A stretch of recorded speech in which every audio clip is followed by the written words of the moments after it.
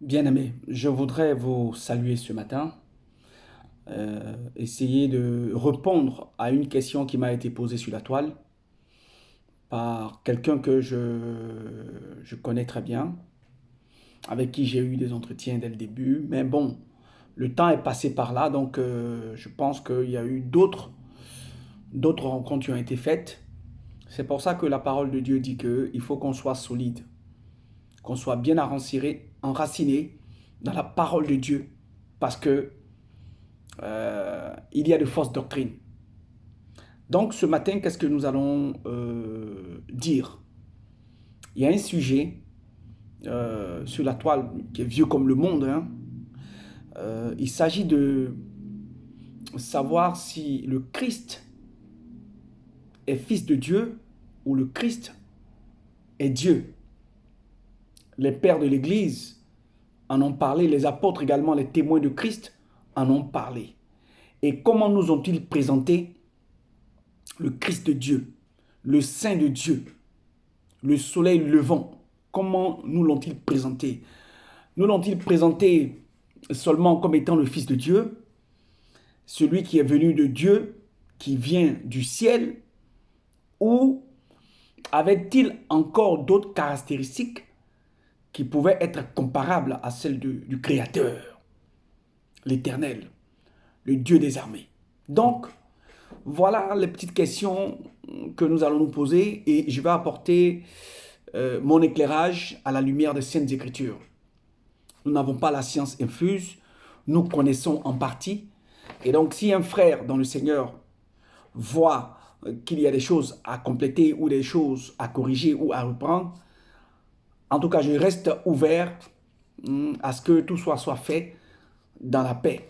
Parce que nous sommes disciples de Christ et nous apportons ce que le Seigneur nous a donné par son esprit. Donc moi, je ne vais pas rester dans les élucubrations, dans les injures ou dans quoi que ce soit. C'est-à-dire que je ne vais pas fuir mon sacerdoce pour apporter le témoignage que nous avons reçu de Dieu, le témoignage que nous avons reçu de l'Esprit. Voilà, saint. Donc, puisque avec l'Esprit de Dieu que nous avons, nous sondons même les profondeurs de Dieu. Donc, nous sommes à l'aise pour parler des choses de Dieu, fût-il que nous avons reçu le témoignage de Jésus-Christ, qui est l'esprit de la prophétie et qui est la révélation des mystères cachés de Dieu. Voilà pourquoi, au temps marqué, chacun manifestera ce qu'il a reçu de Dieu. Voilà, puisque ce n'est pas un esprit de timidité que Dieu nous a donné pour qu'on se cache derrière un clavier pour exprimer sa pensée. Non, Dieu nous a donné un esprit de force, de sagesse et de vérité pour pouvoir témoigner en son nom. Donc, pour revenir à ce frère-là, qui dit que non, que c'est vrai que j'ai repris, j'ai bien fait de reprendre certaines personnes qui racontent des fausses doctrines, mais que dire que Jésus-Christ est Dieu, comme le disent les musulmans d'ailleurs, et d'autres personnes, d'autres obédiences, les témoins de Jéhovah et consorts et j'en passe, que Jésus-Christ n'est pas Dieu, mais il est le Fils de Dieu, comme cela abonde dans les Écritures à la première vue. Voilà. Il ne faut pas avoir les yeux de la tête pour comprendre les messages. Il faut avoir les yeux du cœur, c'est-à-dire l'Esprit Saint qui réside dans le cœur pour connaître les choses de Dieu. Et il faut que l'Esprit, c'est-à-dire que Dieu vous donne un esprit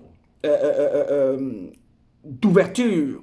Il faut qu'il ouvre votre entendement pour que vous manifestiez, n'est-ce pas, la connaissance pleine des Écritures, des Saintes Écritures, ces mystères qu'il a cachés à ceux qui ne sont pas de la maison et qu'il a révélés au Fils. Comme il le disait Jésus-Christ avec ses disciples, qui lui demandaient, mais maître, pourquoi est-ce que tu parles chaque fois en parabole quand tu es dans la foule, quand tu es parmi la foule, et que tu ne parles pas directement? Il a répondu à ses disciples que c'est à vous que les mystères cachés du royaume doivent être révélés et non à ceux du dehors. Donc, jusqu'à ce jour, ce n'est pas nous qui ouvrons l'entendement d'un homme pour qu'il comprenne les Écritures, c'est Dieu qui ouvre et c'est Dieu qui ferme. Ce ministère-là, c'est le ministère de Dieu, c'est le ministère du Saint-Esprit, c'est le consolateur qui a cette tâche-là. Et Dieu, dans sa souveraineté, personne ne peut le contraindre à quoi que ce soit. Il fait comme bon lui semble et tout ce qu'il fait est bon. Donc, si ce que je vous annonce, vous comprenez, Dieu soit loué. Mais si vous ne comprenez pas, sachez que, bien aimé, ce n'est pas moi qui ferme votre entendement, mais c'est Dieu lui-même qui vous a donné un esprit d'égarement pour vous éloigner de sa face. Parce que vous avez aimé la créature et non le Créateur. Donc ici, je vais vous évertuer par des démonstrations à vous dire que Jésus-Christ, le Christ de Dieu, le Saint de Dieu, est le créateur de l'univers. Voilà, je vais m'évertuer à vous dire ça. Je vais donner les apparats, les attributs du Christ, pour que vous le compariez avec les attributs de Dieu, créateur du ciel et de la terre. En ce moment-là, je pense que vous serez un peu calme pour aller revoir les Écritures que vous n'avez pas compris. Et vous allez demander, comme dit l'apôtre Paul dans le livre d'Éphésiens 1, 18, vous allez demander un esprit de révélation pour comprendre les choses. Vous allez demander quel est l'appel qui vous a été adressé afin que vous puissiez manifester cet appel-là. Sinon, ça sera une peine perdue, ça sera tourné en rond comme le chien qui se mord la queue. Donc, je vais expliquer en prenant les paroles 1. Des saints prophètes, 2. De l'évangile, c'est-à-dire des témoins, du témoignage des apôtres. Et en troisième lieu, je vais faire parler Jésus-Christ lui-même pour que vous sachiez de sa part s'il est Dieu ou pas. Voilà, en donnant ses caractères. Voilà. Donc, voilà ce que je vais faire. Donc, prenez un stylo, une feuille et une Bible à portée de main pour vérifier avec moi les Écritures, les saintes Écritures qui annoncent les apparats, les qualités et attributs du Christ de Dieu, qu'il est le véritable Dieu et la vie éternelle. Donc, bien aimés, nous allons commencer d'abord par lire le livre de la Révélation. Nous allons commencer par le livre de la Révélation, de l'Apocalypse, pour voir là-bas ce qu'il y avait. Quand l'apôtre Jean a été ravi en esprit et que Jésus-Christ a envoyé son ange, je dis bien Jésus-Christ a envoyé son ange, je n'ai pas dit Dieu a envoyé son ange, mais Jésus-Christ a envoyé son ange vers l'apôtre Jean pour lui donner le savoir ce qui allait arriver à la fin des temps. Voilà, c'est très important. Apocalypse 1, à partir du verset 1. Révélation de Jésus-Christ que Dieu lui a donné pour montrer à ses serviteurs les choses qui doivent arriver bientôt et qu'il a fait connaître par l'envoi de son ange à son serviteur Jean, lequel a attesté la parole de Dieu et les témoignages de Jésus-Christ. Déjà, le témoignage de Jésus-Christ, c'est ce qui est l'esprit de la prophétie dans le livre d'Apocalypse au chapitre 19, verset 10. Donc, l'esprit de la prophétie, c'est le témoignage de Jésus-Christ. Donc, je continue. Lequel a attesté la parole de Dieu et les témoignages de Jésus-Christ, tout ce qu'il a vu. Heureux celui qui lit et ceux qui entendent les paroles de la prophétie et gardent les choses qui y sont écrites, car le temps est proche. Je continue.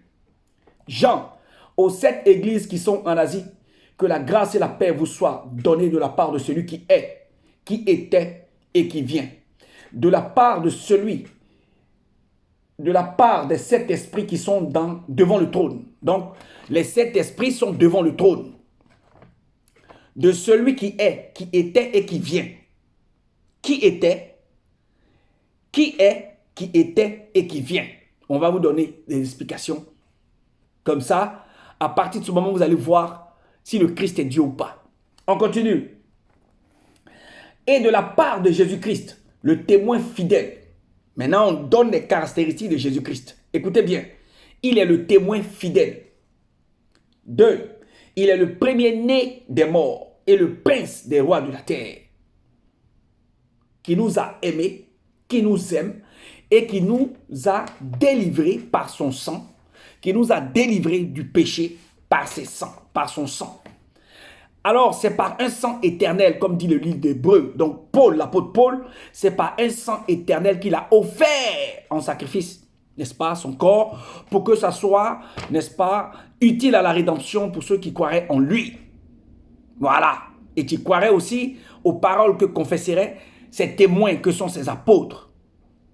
Donc, et il a fait de nous des sacrificateurs pour Dieu son Père, et à lui soit la gloire, la puissance au siècle des siècles. Je vais d'abord lever un quiproquo. Le quiproquo, c'est lequel? Y a-t-il une différence entre le Père, le Fils et le Saint-Esprit? Je dis non. Alors, pourquoi je dis non? Pourquoi le Christ de Dieu a-t-il été appelé Père? Et qui est le Christ? Voilà comment nous allons procéder. Nous allons d'abord dire que le Christ, il est le Fils de Dieu. Il est le temple de Dieu. Il est la cité de Dieu, le royaume de Dieu. C'est en Christ que sont les élus de Dieu qui ont été renouvelés par le Saint-Esprit, régénérés par le Saint-Esprit et qui ont reçu, n'est-ce pas, l'aspersion du sang de Jésus-Christ et qui sont dans le royaume en Jésus-Christ avec Dieu dans les lieux célestes. Voilà déjà une première partie. Jésus-Christ, il est le soleil levant. Mais pourquoi Dieu appelle son Christ fils? Voilà la première question. Dans le livre d'Hébreux 3 au chapitre 5 à 6, Dieu dit, la parole dit ceci, que l'apôtre Paul dit ceci, voilà, parce qu'il est témoin de Christ. On est d'accord? Il dit que Dieu, Moïse a été serviteur dans la maison de Dieu. Mais Christ l'a été comme étant fils sur la maison de Dieu. Or, nous savons qu'ils ne peuvent hériter que ceux qui sont fils de Dieu. C'est pour ça qu'il a été appelé fils, afin que tout pouvoir qui lui a été donné dans le ciel, sur la terre et autres, lui permette, n'est-ce pas, d'être au contrôle de toutes choses. Au contrôle de toutes choses. C'est pour ça que dans le livre de Marc, quand les gens disaient dans leur cœur, il n'y a que Dieu seul qui pardonne des péchés, comment peut-il prétendre pardonner les péchés? Et comme il sonde les cœurs et les reins, et il connaît, parce qu'il a le Saint-Esprit de Dieu, il sait discerner les choses. Il a compris que les gens disaient qu'il n'était pas Dieu pour pardonner les péchés, qu'il n'y avait que Dieu seul qui pardonne les péchés. Et voilà, pour montrer qu'il pardonne les péchés comme Dieu pardonne les péchés, il a fait marcher le paralytique. De la même manière, il n'y a de bons maîtres que Dieu. Ici, il faut que les gens comprennent que Jésus-Christ amène les hommes à croire en Dieu. Il amène les hommes à croire en Dieu. Parce que Dieu est esprit et qu'ils ne le voient pas, par le Christ dans lequel Dieu était, comme le dit l'apôtre Paul, 2 Corinthiens 5, 19, Dieu était en Christ, mais Dieu est esprit. Donc, c'est ce que Jésus lui-même a montré en demandant dans Jean 2, versets 19 à 21, qu'il fallait qu'on détruise le temple et que lui, Jésus, le Christ de Dieu, allait le rebâtir en 3 jours. Au verset 21, on dit qu'il parlait du temple de son corps parce que son corps était le temple dans lequel Dieu était sur la terre parmi les hommes. C'est pour ça qu'il pleurait. Que les gens n'ont pas vu que le Seigneur de gloire était sur la terre parmi les hommes. Mais pourquoi cela est arrivé? Parce que c'était une prophétie. Les gens avaient les yeux. Ceux qui ne devaient pas voir n'ont pas vu parce qu'ils avaient les yeux sur la tête. Mais ils ne voyaient pas le Christ. Ils ne voyaient pas Dieu au travers du Christ. Et c'est ce qu'il a rappelé à Nathanaël. Pendant que tu étais sous l'arbre, je t'avais vu. Donc, vous comprenez. Ensuite, ils n'ont pas d'oreille pour entendre. Et ils n'ont pas un cœur pour comprendre. Parce que s'ils ont un cœur pour comprendre, Dieu va les guérir et ils vont recevoir le salut de Dieu. La régénérescence de leur esprit d'homme. Pour prendre la place. Pour que l'Esprit Saint prenne la place. C'est pourquoi la naissance de l'Église, la naissance des élus de Dieu, n'est pas l'œuvre d'un homme, mais c'est l'œuvre de Dieu lui-même. Parce que ce n'est ni par la chair, ni par le sang de l'homme, ni par la volonté d'un homme que l'Église est née. C'est par la volonté de Dieu et Dieu seul qui appelle. De la mort à la vie éternelle, des ténèbres à la lumière. Vous comprenez? De l'injustice à la justice de Dieu. Donc, le Christ a les caractères de Dieu. Et je continue pour vous les donner, afin que nous fassions, n'est-ce pas, un recoupement, pour voir que celui qui parle de Dieu, comme dit Jésus-Christ à Philippe, celui qui a vu Dieu m'a vu. Celui qui a vu Dieu m'a vu. Si quelqu'un ne vient pas à moi, il ne dit pas si quelqu'un ne va pas à moi, ne va pas vers Dieu, mais ne vient pas à moi. Ça veut dire que Dieu est en moi et je suis en Dieu. Il a dit dans le livre de Jean 10, Jean 14, pardon, au chapitre 10 jusqu'à 11, que Dieu est en moi et je suis en Dieu. Voilà. Celui qui m'a envoyé, vers le chapitre 27 à 29, n'est pas en dehors de moi, mais il est avec moi. C'est très important que vous le sachiez. Voilà. Celui qui m'a envoyé est avec moi. Il est en moi. Il n'est pas ailleurs, il est en moi. Donc, vous voyez que l'esprit et le corps, qui est le Christ, sont un. L'esprit et le temple dans lequel Dieu était sur la terre sont un, puisque nous-mêmes les hommes, notre corps est notre temple. Nous-mêmes les hommes, notre corps est notre vêtement. Notre corps est une tente. Donc le corps de Christ est le temple de Dieu. Voilà pourquoi il va nous revêtir. Il va nous revêtir à son image. Comme il nous a revêtus de Christ, nous sommes devenus le temple de Dieu, sans tache, sans ride, irrépréhensible devant Dieu. Saint. Voilà. Comme lui-même il est saint, nous aussi nous sommes saints. Comme lui-même est irrépréhensible, je parle du Christ, est irrépréhensible devant Dieu. Il est sans tache et sans ride. Voilà. Nous sommes aussi devenus pareils, comme à son image. Donc, le Christ que vous voyez, il est l'image du Dieu invisible. Et il est l'empreinte de sa personne. Hébreux 1, verset 1 et Colossiens 1, verset 15. Quelqu'un qui est l'empreinte de la personne de Dieu, l'empreinte, nous savons parmi les hommes que l'empreinte, il n'y a qu'une seule empreinte. Il n'y en a pas deux. Et s'il est l'empreinte de Dieu, c'est qu'il est Dieu. Dans le livre de Colossiens 1, on dit qu'il est l'image du Dieu invisible. Et l'image d'une personne est elle-même. Non, on ne peut pas être devant un miroir et puis voir quelqu'un d'autre. On ne voit que soi-même. Donc, il est l'image du Dieu invisible. Donc, si des gens s'évertuent à contester ça, comme des antéchrists qui disent que Jésus-Christ n'est pas venu en chair, qui disent que Dieu n'est pas venu en chair, comme le dit le livre de 2 Corinthiens 3, à partir du verset, 1 Timothée 3, 16, que le mystère de la piété est grand. Et sans contredire, le mystère de la piété est grand, Dieu manifesté en chair. Or, les antéchrists disent quoi? Que Dieu n'a jamais été manifesté en chair, qu'il est invisible, insondable, grand et autre. Mais Dieu était dans son Christ, sur la terre parmi les hommes. Absolument. Même les musulmans disent que Jésus, qu'on appelle Issa, il est né, il est mort et il est ressuscité. Donc, venez pas dire que pourquoi Dieu meurt. Pourquoi Dieu meurt? Dieu meurt, Dieu est mort à l'image des hommes parce qu'il s'est rendu semblable aux hommes.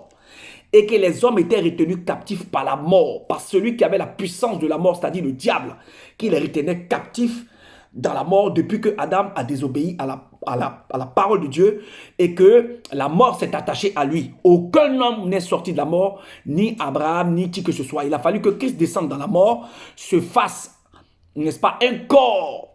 Il dit dans Hébreux 10, tu m'as formé un corps et c'est ce corps-là que j'ai offert. Mais pour qu'il soit semblable aux hommes, il faut qu'il participe au sang et à la chair. Parce que la vie des hommes est dans le sang. La vie des hommes est dans leur sang. Voilà. Et ce qui constitue leur chair, c'est ce qui a constitué la chair de l'homme.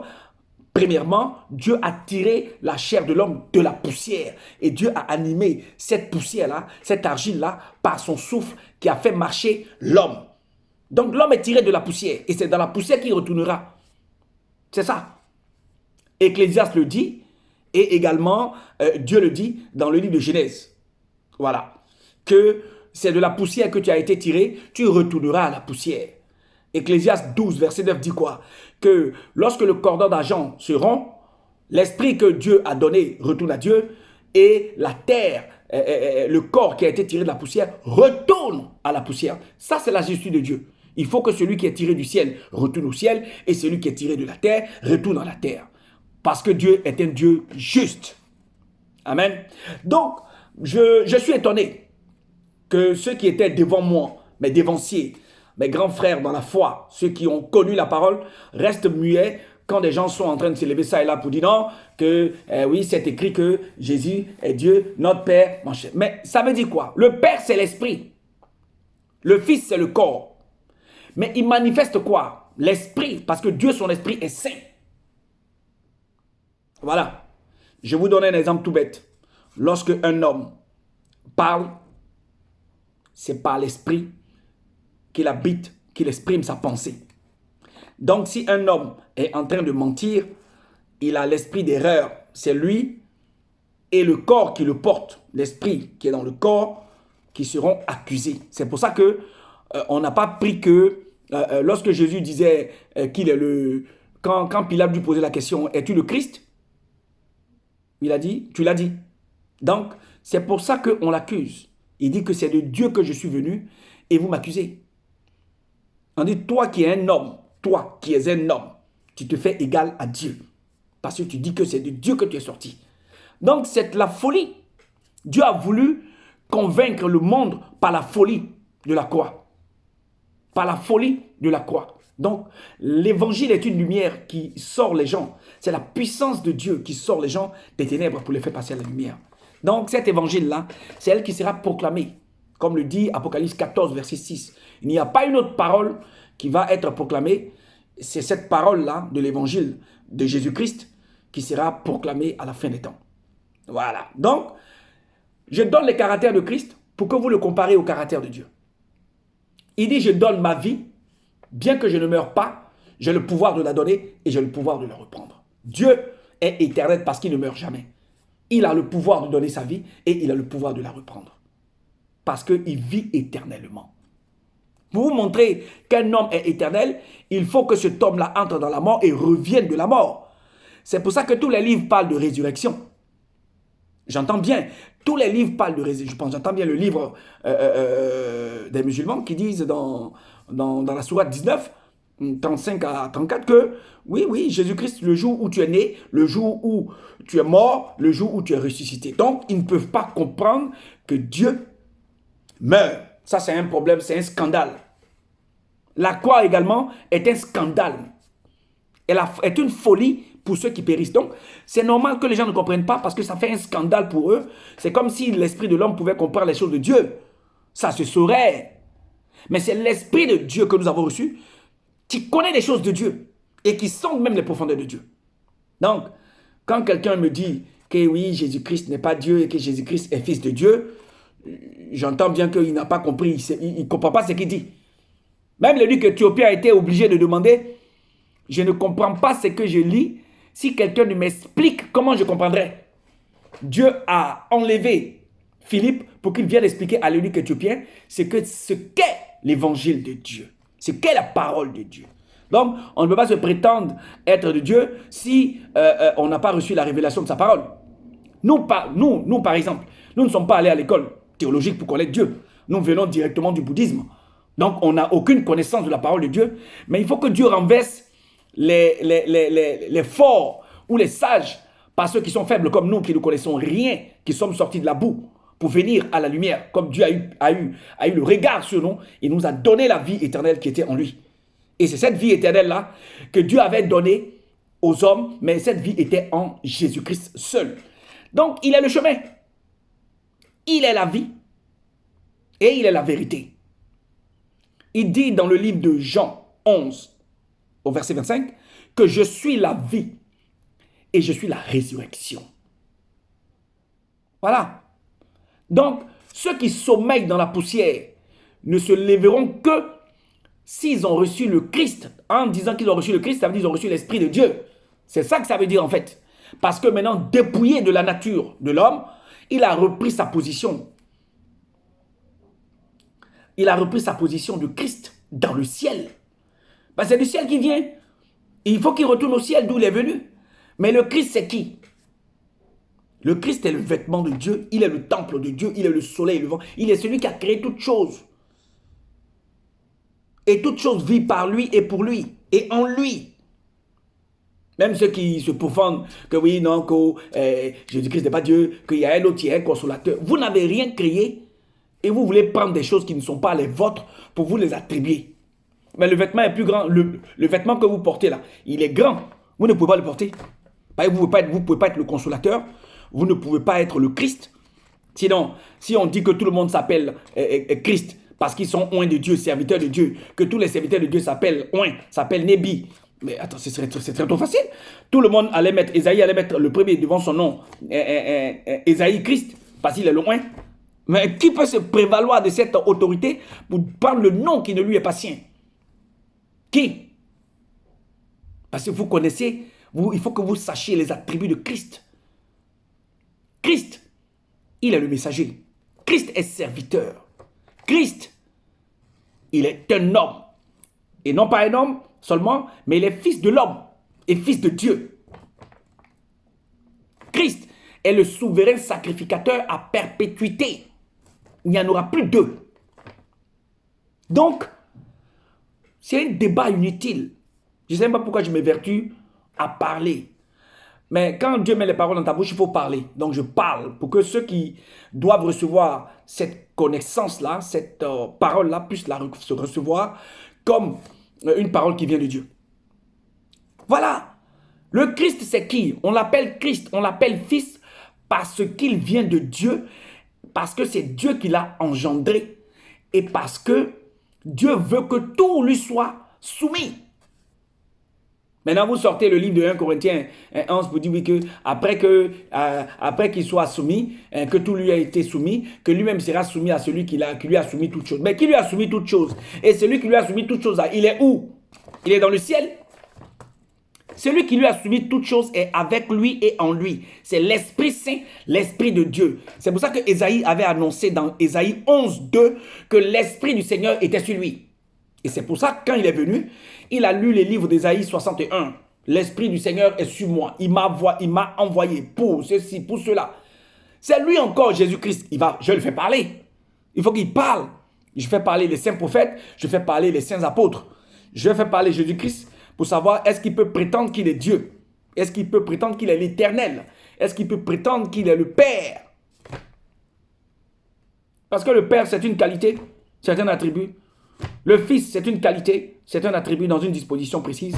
Mais l'Esprit Saint aussi est celui qui a créé toutes choses. Comme dit Dieu à Zorobabel, ce n'est ni par ma force, ni par la puissance, mais c'est par mon esprit que je crée toutes choses. Zacharie 4. Vous avez ça dedans. Jésus-Christ dit quoi? Pour finir, il dit qu'il est le chandelier d'or. Il est les 7 esprits de Dieu. Jésus-Christ, dans Apocalypse. Là, quand on rentre dans Apocalypse, on ne sort plus. Personne ne sort. Personne ne dit des bêtises. Personne ne peut dire des âneries. Personne ne peut dire des mensonges. Quand on rentre dans le livre d'Apocalypse, on reste sérieux. C'est le high level. C'est le high level. Le dernier niveau. Donc, Jésus-Christ dit quoi? Il dit... Je suis le chandelier d'or. Je suis, comment on appelle ça? Je suis le premier et je suis le dernier. Je suis